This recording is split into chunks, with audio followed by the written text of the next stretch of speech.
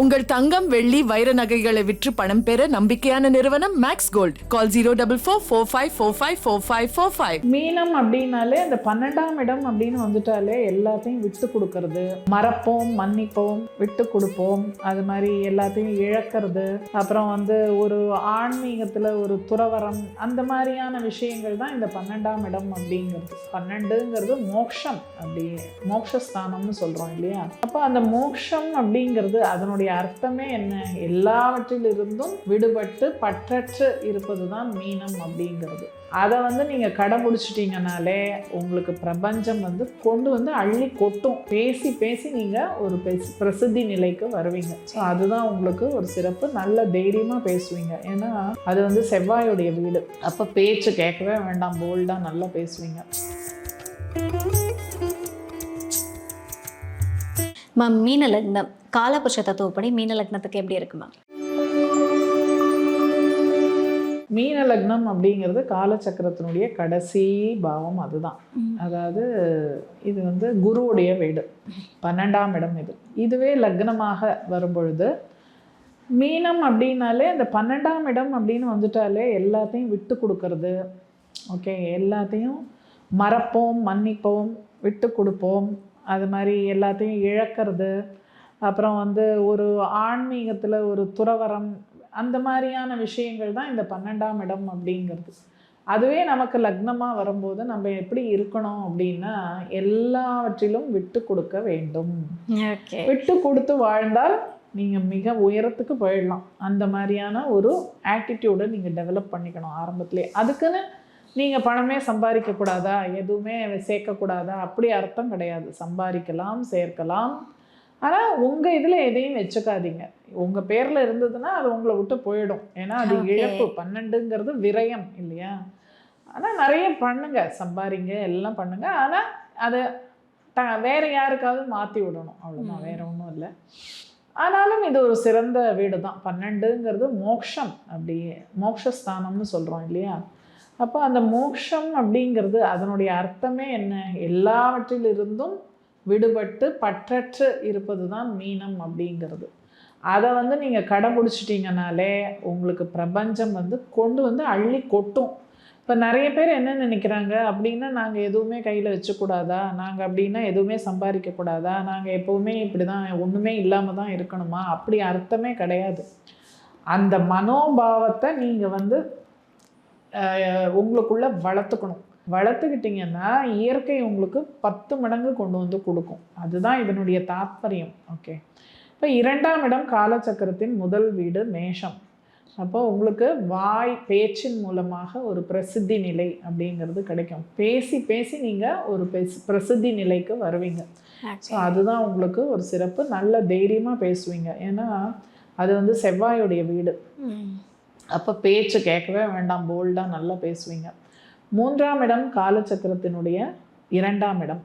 அப்போ உடன்பிறப்புகளுக்காக நீங்கள் சம்பாதிச்சு கொடுக்கறது, உடன்பிறப்புகளோடு அதை ஷேர் பண்ணுறது, அந்த மாதிரியான ஒரு சுபாவத்தில் நீங்கள் இருந்தீங்கன்னா அது உங்களுக்கு சிறப்பான விஷயத்தை கொடுக்கும். ஸோ எப்படியெல்லாம் நீங்கள் இருக்கணுங்கிறது தான் இந்த காலபுருஷ தத்துவம் உங்களுக்கு சொல்லுது. அது பிரகாரம் நீங்கள் இருந்துட்டீங்கன்னா, ஒரு வாழ்க்கை வாழ்ந்தீங்கன்னா சிறப்பாக உங்களுக்கு எல்லாமே கிடைக்கும். அதே மாதிரி 3ஆம் இடம்ங்கிறது கம்யூனிகேஷன். அது காலச்சக்கரத்துக்கு 2ஆம் இடம். அப்போ உங்களோட கம்யூனிகேஷன் ரொம்ப சிறப்பாக இருக்கும். எது சொன்னாலும் அதில் ஒரு தெளிவு, ஒரு கிளாரிட்டி, அந்த மாதிரி ரொம்ப சிறப்பாக இருக்கும். 4ஆம் இடம் காலச்சக்கரத்திற்கு 3ஆம் இடம். அப்போ உங்கள் சுகஸ்தானம், அதாவது சொத்து, வீடு, வண்டி, வாகனம்ங்கிறதே 3ஆம் இடமாக போகிறதுனால உங்களுக்கு சொந்த வீடு அப்படிங்கிறது சில சமயம் அமையாது. அப்படியே அமைஞ்சாலும் நீங்கள் போய் அங்கே குடியிருக்க முடியாது. அங்கே வேறு யாரையாவது வாடகைக்கு விட்டுட்டு நீங்கள் போய் வெளியில் தான் இருப்பீங்க. அந்த மாதிரியான ஒரு அமைப்பு இருக்கும். ஏன்னா அந்த 3ஆம் இடம்ங்கிறது 4க்கு விரய பாவம். ஸோ அப்படி ஒரு அமைப்பு இவங்களுக்கு இருக்கும். அதே மாதிரி இவங்களுடைய 5ஆம் இடம் காலச்சக்கரத்தினுடைய 4ஆம் இடம். அப்போ தாயாருடைய பூர்வீகம், தாயார் வழியில் ஏதான ப்ராப்பர்ட்டியோ சொத்தோ இதெல்லாம் வரத்துக்கு வாய்ப்புண்டு.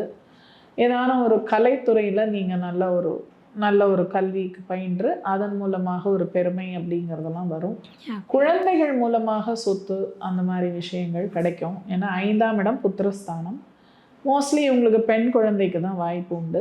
அதே மாதிரி கல்விக்கூடங்கள் இந்த மாதிரியான இடங்களில் வேலை செய்கிறது அதெல்லாம் இவங்களுக்கு இருக்கும். அரசாங்க பதவி இல்லாமல் உண்டு, ஏன்னா குரு உச்சமாறார் அந்த இடத்துல.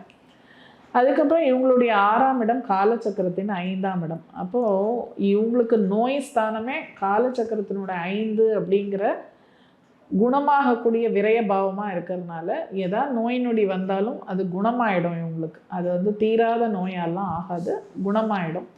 அது வந்து சூரியனுடைய வீடுங்கிறனால மோஸ்ட்லி ஹார்ட் சம்மந்தப்பட்ட பிரச்சனையும் உங்களுக்கு வரலாம். ஓகே. ஸோ அது மாதிரி 7ஆம் இடம் காலச்சக்கரத்துக்கு 6ஆம் இடமா இருக்கிறதுனால இவங்களுக்கு திருமண வாழ்க்கையிலையும் ஒரு பிரச்சனை இருக்கும்.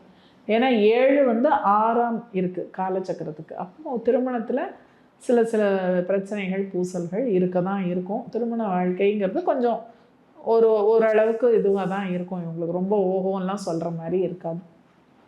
சப்போஸ் மனைவி வேலைக்கு போகிற மனைவியாக இருந்ததுன்னா அது ஒன்றும் பாதிக்காது. இப்போ வேலைக்கு போகாத ஹவுஸ் ஒய்ஃபாக இருக்காங்கன்னா அவங்களுக்கு திருமண வாழ்க்கையில் பிரச்சனை வரும். சரியா? அதே மாதிரி இவங்களுடைய 8ஆம் இடம் காலச்சக்கரத்துக்கு 7ஆம் இடம். ஸோ அந்த 7-8 காம்பினேஷன் வர்றதுனால இதுவும் ஒரு சங்கடத்தை கொடுக்கும். ஏன்னா 7ங்கிறது மாரகஸ்தானம், 8ங்கிறது இவங்களுக்கு ஆயுள் ஸ்தானம் இல்லையா? அது 8ங்கிறது ஆபத்து விபத்து இது மாதிரிலாம் சொல்கிறோம். ஸோ இந்த மாதிரியான சில சங்கடங்கள், சில கெட்ட பெயர், அது மாதிரியான விஷயங்களும் இவங்களுக்கு வரத்துக்கு வாய்ப்பு உண்டு.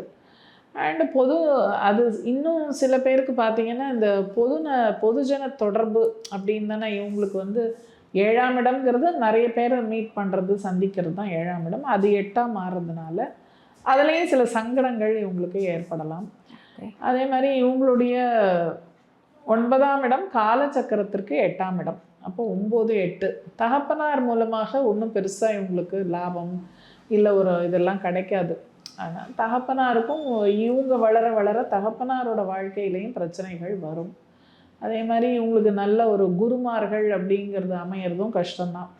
அதாவது ஆன்மீகத்தில் ஒரு உயர்நிலைக்கு வரணும் அப்படின்னா அதுலேயும் பல தடைகள்லாம் இருக்கும். ஏன்னா 9, 8 காம்பினேஷன்.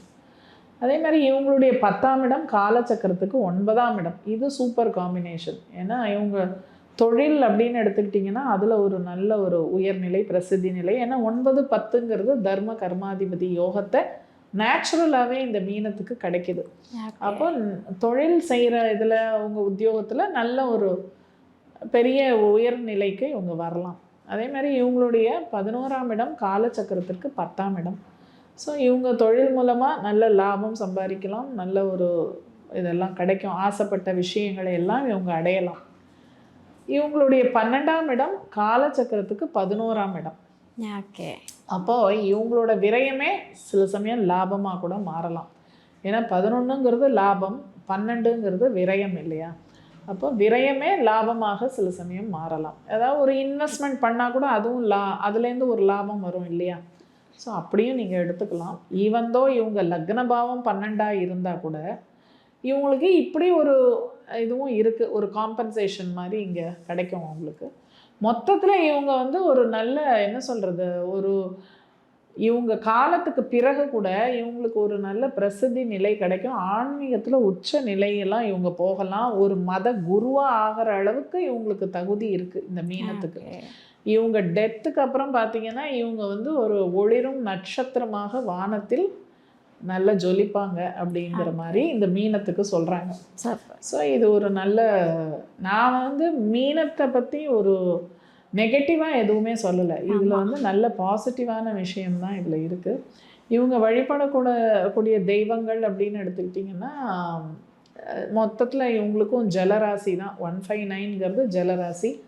அதனால் நதிக்கரையில் இருக்கிற கோவில்கள் இல்லைன்னா சமுத்திரக்கரையில் இருக்கிற கோவில்கள், அந்த மாதிரி கோவில்களுக்கெல்லாம் முருகன் வழிபாடு தான் இவங்களுக்கு சிறப்பாக இருக்கும். கிட்டத்தட்ட 12 லக்ன நேயர்களுக்குமே வந்து துல்லியமாக காலபுருஷ தத்துவப்படி ரொம்ப அழகான பலன்களை நம்ம நேயர்களுக்காக கொடுத்துருக்கீங்க. Thank you so much ma'am. நன்றி நன்றி நன்றி. உங்கள் தங்கம் வெள்ளி வைர நகைகளை விற்று பணம் பெற நம்பிக்கையான நிறுவனம் மேக்ஸ் கோல்ட். கால் 04445454545.